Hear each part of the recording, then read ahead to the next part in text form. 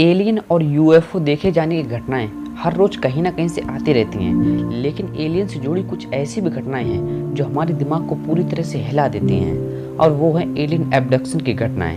Alien abduction यानी aliens द्वारा किया गया अपहरण। ये ऐसी घटनाएं हैं जिन पर लोग आसानी से बिलीव नहीं करते हैं, क्योंकि ऐसी घटनाएं या तो कहानियों में होती हैं या साइंस फिक्शन मूवी में।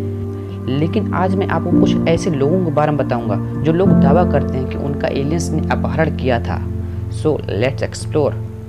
Number 4, Allagash abduction. आलागास उत्तरी मेन में अरोस्तक कंट्री का एक शहर है जहां आसपास के लोग घूमने जाते हैं। अगस्त 1976 में 4 लोग, जैक, जिम बेनर, चक रेक और चार्ली फोर्ज, आलागास के जंगल में 2 सप्ताह के लिए घूमने गए थे। 20 अगस्त को चारों दोस्त नाव में बैठकर मछली पकड़ रहे थे कि उन्होंने देखा कि एक बहुत ही चमकदार वस्तु आसमान में उड़ रही है। चारों उस चमकदार वस्तु को देखकर हैरान थे कि अचानक उस वस्तु में से एक तेज रोशनी निकली और वह वस्तु यानी यूएफओ उन लोगों का पीछा करने लगती है। यह देखकर चारों घबरा जाते हैं और किनारे की ओर भागते हैं। उसके बाद उन चारों को कुछ भी याद नहीं था। उन्हें बस यह याद था कि वे चारों किनारे पर खड़े थे। उससे पहले क्या हुआ उन्हें कुछ भी नहीं पता था। वापस जाकर उन लोगों ने अपने परिवार वालों और दोस्तों को उस चमकदार वस्तु के बारे में बताया, लेकिन किसी ने उन पर विश्वास नहीं किया। कुछ दिनों बाद उन चारों को डरावने सपने आने लगे, जिसमें वे देखते थे कि अपहरण होने के बाद लंबी गर्दन और बड़े सर वाले प्राणी उन पर एक्सपेरिमेंट कर रहे थे। उसके बाद उन चारों ने हिप्नोटिज्म कराने का फैसला किया, जिसमें उन चारों ने बताया कि उनके साथ एग्जैक्टली हुआ क्या था। उन लोगों ने यह भी बताया कि एलियंस ने उनकी बॉडी से स्किन और ब्लड के सैंपल भी लिए थे।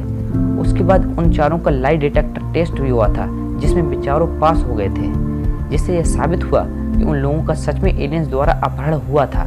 लेकिन कुछ लोग आज भी इसे महज एक छोटी कहानी मानते हैं। Number 3, Travis Walton. Travis Walton और उनके 6 साथी एरिजोना में Apache Sitgreaves national forest में काम करते थे। जंगल में पेड़ों की देखभाल करना उन लोगों का काम था। 5 नवंबर 1975 को ट्रेविस वाल्टन और उनके 6 साथी जंगल का काम खत्म करके अपने ट्रक से घर वापस जा रहे थे। रास्ते में उन्हें एक चमकती हुई चीज दिखाई दी जो आसमान में मंडरा रही थी।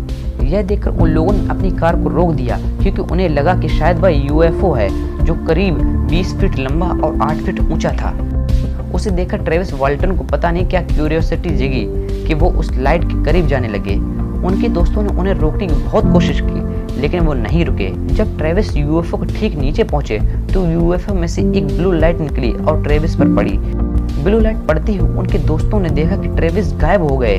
उनके दोस्त घबरा गए और वहां से भागने लगे। फिर जब उन्होंने देखा कि यूएफओ चला गया तो वो वापस आकर ट्रेविस को ढूंढने लगे। उन लोगों ने काफी देर तक ट्रेविस को ढूंढने की कोशिश की, लेकिन ट्रेविस नहीं मिला। उन लोगों ने शहर वापस जाकर पुलिस वालों को सारी सच्चाई बताई और उनसे मदद मांगी। पुलिस वालों ने ट्रेविस को ढूंढने की बहुत कोशिश की, पर ट्रेविस नहीं मिला। 5 दिन बाद ट्रेविस को जंगल में पड़ा पाया गया। ट्रेविस ने बताया कि जब उन्हें होश आया तो वह एक क्लिनिक जैसे रूम में थे और 3 अजीब से दिखने वाले प्राणी, जिनकी हाइट कम और सर काफी बड़े थे, वो उन्हें देख रहे थे। फिर उन्होंने ट्रेविस के मुंह पर एक मास्क लगाया, जिससे वो बेहोश हो गए। फिर अगला सीन उन्हें याद था कि वो जंगल में पड़े हुए थे। ट्रेविस और उनके दोस्तों का लाई डिटेक्टर टेस्ट किया गया था, जिसमें पता चला कि वो सभी सच बोल रहे थे। Number 2, John Salter junior and his son. John Salter junior university of North Dakota के बहुत इंटेलिजेंट प्रोफेसर थे। मार्च 20, 1988 को जॉन साल्टर और उनके बेटे एक ट्रक ड्राइविंग कर रहे थे। 1 घंटे बाद उन्हें लगा कि वो रॉन्ग डायरेक्शन में जा रहे हैं। उन्हें पता नहीं था कि यह कैसे हुआ। जब उन्होंने ट्रक को रोका तो वो रॉन्ग डायरेक्शन में लगभग 50 किलोमीटर दूर निकल आए थे। उन्होंने उस रात वहीं रास्ते में ही रुकने का फैसला किया और वो दोनों ट्रक में ही सो गए। जब वो सुबह उठे तो उन लोगों ने एक यूएफओ को उनके करीब उड़ते हुए देखा, जो तेजी से आसमान में चला गया। उसके बाद वो दोनों अपने घर आ गए। कहानी यही नहीं खत्म होती। घर आने के बाद उन दोनों के सर में दर्द होने लगा और उनकी मेमोरी रिकवर होने लगी। और फिर उन्हें याद आया कि उनके साथ क्या हुआ था। उन्हें याद आया कि उन्हें कोई ट्रक से ले जा रहा था। जब उन्हें होश आया तो उन दोनों ने खुद को एक एडवांस चेयर पर देखा, जो कि डेंटिस्ट लोग अक्सर यूज करते हैं, और उनके पास 4 से 5 फीट के एलियंस जैसे दिखने वाले प्राणी घूम रहे थे। उन लोगों ने बताया कि एलियंस ने उनकी नाक और गर्दन में कुछ इंजेक्ट किया था। उन लोगों ने कहा कि उन्हें ऐसा नहीं लगा कि वो उन्हें कुछ नुकसान पहुंचा रहे थे, बल्कि उन्हें लगा कि वो लोग उनकी मदद कर रहे थे। जब वो लोग डॉक्टर के पास गए ताकि उन्हें पता चल सके कि एलियंस ने उनकी बॉडी में क्या इंजेक्ट किया है। तो डॉक्टर की क्लिनिक में वो मार्क मिले जहाँ इंजेक्शन लगाए गए थे। तो डॉक्टर को लगा कि शायद वो सच बोल रहे हैं। तो डॉक्टर ने कहा कि तुम कुछ दिन मेरे अंडर में रहो ताकि हम पता लगा सकें कि एलियंस ने तुम्हारी बॉडी में क्या इंजेक्ट किया और उसका तुम्हारी बॉडी पर क्या असर हो रहा है। कुछ दिनों के अंदर डॉक्टर ने ये नोटिस किया कि उन दोनों की हेल्थ बहुत अच्छी होने लगी। उनके सर के बाल और नाखून तेजी से बढ़ने लगे। ये बेनिफिट तो नहीं थे, लेकिन इनमें कुछ नुकसान भी नहीं था। और इसके साथ साथ उनके शरीर में जो भी दाग धब्बे और चोट के निशान थे वो भी किसी रहस्यमय तरीके से गायब होने लगे। डॉक्टर हैरानी में थे। वो यह पता नहीं लगा पा रहे थे कि आखिर उनके शरीर में क्या इंजेक्ट किया गया है। यहाँ तक कि उनका ब्लड टेस्ट भी किया गया था, लेकिन कोई भी जानकारी हासिल नहीं हुई।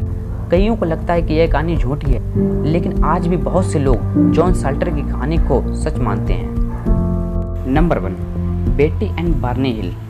यह घटना दुनिया की सबसे पहली एलियन अबडक्शन की घटना है, जो कि एक पति पत्नी के साथ घटी थी। यह घटना सबसे आश्चर्यजनक और वास्तविक एलियन अपहरण की घटना है।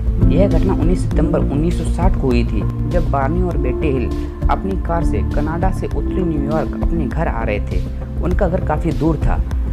रास्ते में बेटी ने आसमान में एक चमकीली लाइट को नोटिस किया जो काफ़ी देर से उन लोगों का पीछा कर रही थी। लेकिन बार्नी ने कहा कि यह कोई चमकीला तारा या एयरफोर्स का विमान होगा। कुछ देर बाद उन लाइट्स ने कुछ अजीब हरकतें करना शुरू कर दी।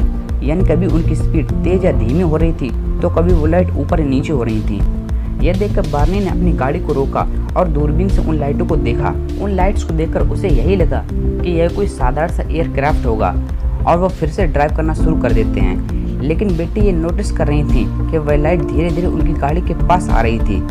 तभी यूएफओ तेजी से आकर उनकी गाड़ी के सामने आकर खड़ा हो गया और जमीन से 20 फीट की ऊंचाई पर उड़ने लगा। यह देखकर दोनों काफी घबरा गए। तभी बार्नी बंदूक और दूरबीन लेकर बाहर निकल आए और यूएफओ को देखने लगे।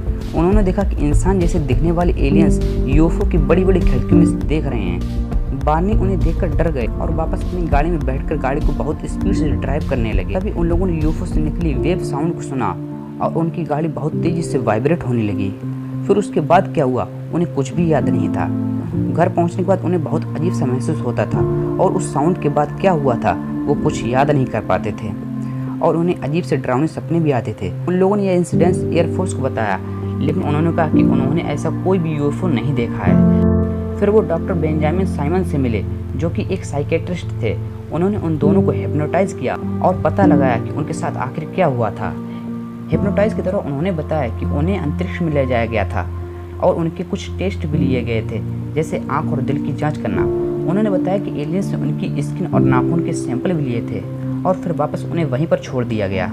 वापस छोड़ने से पहले यूएफओ में जो भी हुआ उनके दिमाग से मिटा दिया गया था।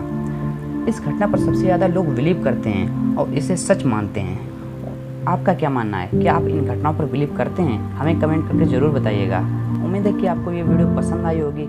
ऐसी और वीडियो के लिए इस चैनल को सब्सक्राइब जरूर कर लीजिए और बेल आइकन को भी ऑन कर दीजिए ताकि मेरे वीडियो आपको एग्जैक्ट उसी टाइम पर मिल जाएं जब मैं अपलोड करता हूँ।